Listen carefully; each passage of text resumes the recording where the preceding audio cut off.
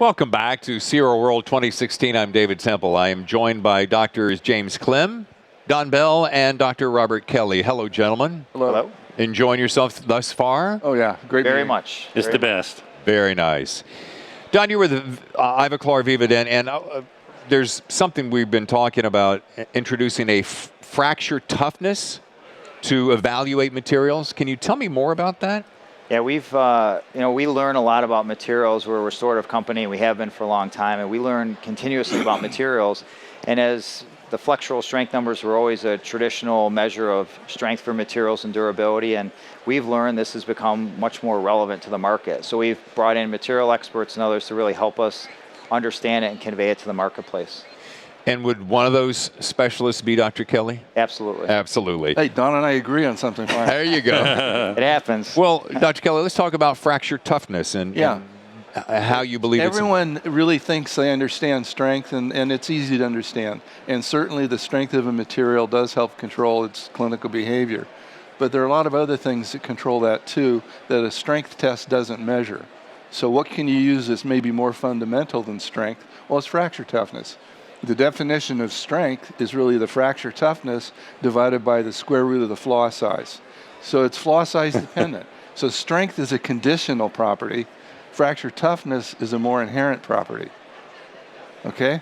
I'm with you. Yeah. Yeah. In fact, there was a classic experiment that came out of Corning Laboratories back in the 50s where a guy took glass rods right out of the factory and broke them. They had a strength of, say, 1x.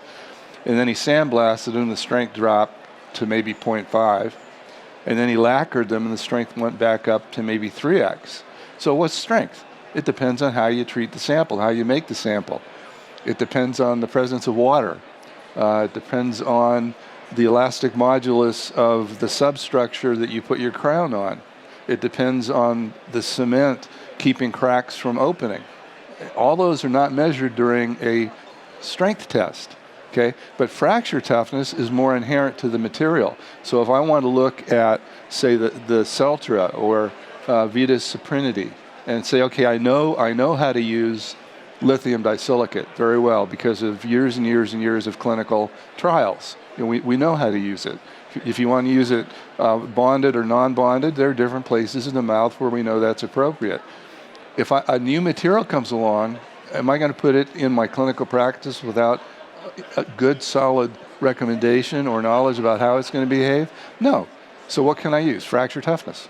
So if I know the fracture toughness of the lithium disilicate and I know where to use it, a new material comes out that has maybe 1.25 times the fracture toughness of the lithium disilicate, I'm in pretty good shape understanding how to use it. So let's turn to a clinician, and Dr. Klim, and say, for instance, how is it relevant to you as a clinician? Well, listening to Dr. Kelly makes me feel better, but anecdotally, in the mouth, in both recommending materials to patients and also as an educator, I want seasoned material based on empirical evidence. I just don't want things to break. Plus, I want things beautiful.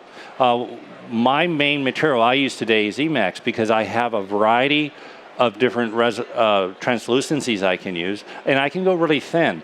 Where I see dentistry going is more into the conservative preparation. In other words, if we can preserve enamel, I need a material that I can make thin, that I can bond to a tooth and recreate the natural strength and function of a tooth. Emax has made my career. Prior to that, it was Impress. So I want to go with something that's been around for a while, but yet I want to pay attention to new materials. But I've also learned as a clinician for over 30 years that I want to make sure there's evidence-based materials so I don't have to revisit them sooner than I want to. And Emax has played very well in my clinical theater.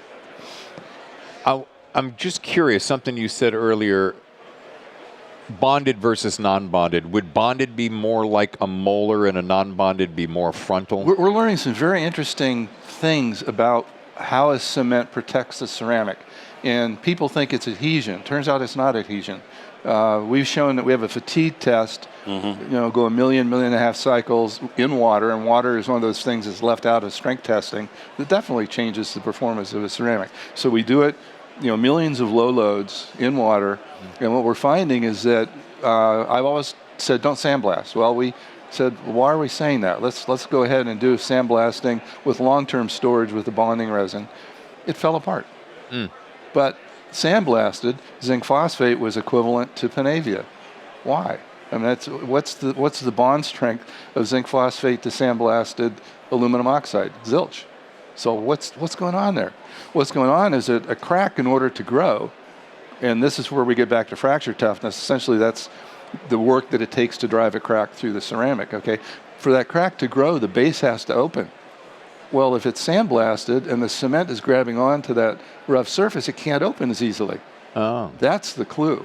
Yeah. And so if we can figure out a way to create elements that the cement can grab onto without decreasing the strength of the ceramic, then you could take glass ionomer cement, and that could be a universal cement for any all-ceramic system. So that's where we're headed. We're learning how to engineer better with these systems by understanding on an engineering basis how they're failing. Don, you're nodding your head like crazy. We learn, it's an interesting conversation because I think for us as a restorative company, we learn every day. We have a lot of really smart people and PhDs that work with us and that we work with that help us understand how to engineer better. And that's the goal, is we want to make things that are predictable, that work clinically, and that work consistently every time, that won't fail. Whether they're bonded or cemented or whatever the material is, I think you get paradigms of you have to do it a certain way to get a certain result, and the reality is there's probably a lot of ways to get there, and it's changing, and eventually it'll continue to improve, and the result is really what matters. That outcome that the patient sees and the doctor sees is really the most important part. There's another thing that's counterintuitive that we've learned recently that feeds right into something of clinical interest, and that's that a monolithic crown is no more durable than a bilayer crown. And that gets back to then it's the fracture toughness of that inner layer that's the key role maker. And so you can then judge for use as a monolithic or a bilayer crown, again, just by fracture toughness. You're nodding your head, Dr. Klim, so I'm curious as to... Well, see, that's what I see in clinical theater. As a clinician, I take care of fatigue of natural tooth structure. Often, we have patients who don't necessarily have traditional disease like periodontal disease and decay, but they have premature aging and wearing. So I have to put a material in there that's going to perform, that's close to enamel and restore people. And of all the things I've ever used, to hear the scientific part, I have the clinical part. It works very well. And I need that as a clinician. I need that certainty so I know the patients are trusting me and I can look at them in the eye and say, this is what I do in my mouth. That's what makes us successful. But we have to rely on the empirical evidence to make sure we have that dance on the same platform.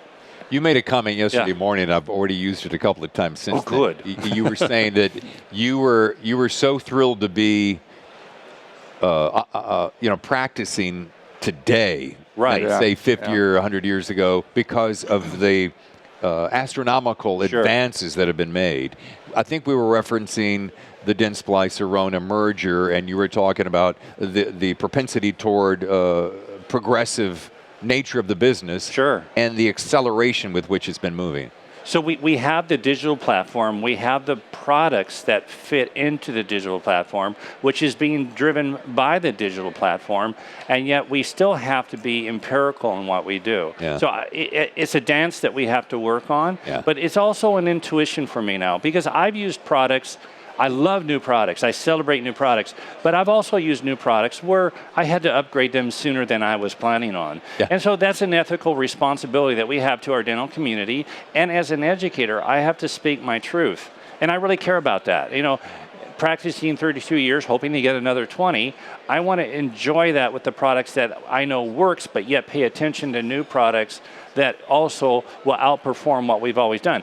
I've always enjoyed Ivoclar from that standpoint, because I've always told them I'm going to use the best product whether it's yours or not, but I have built my success off of Impress and Emax over 20 years. So that's pretty strong language for someone who really cares. Guys, thank you so much for your time. Thank you. You're very welcome. It's always fun discussion. Learning something new. Yeah. And you guys are good. Thank you, Don. Thank you. Thank you, doctors. Take a short break and back with more at SIROWORLD 2016 right after this.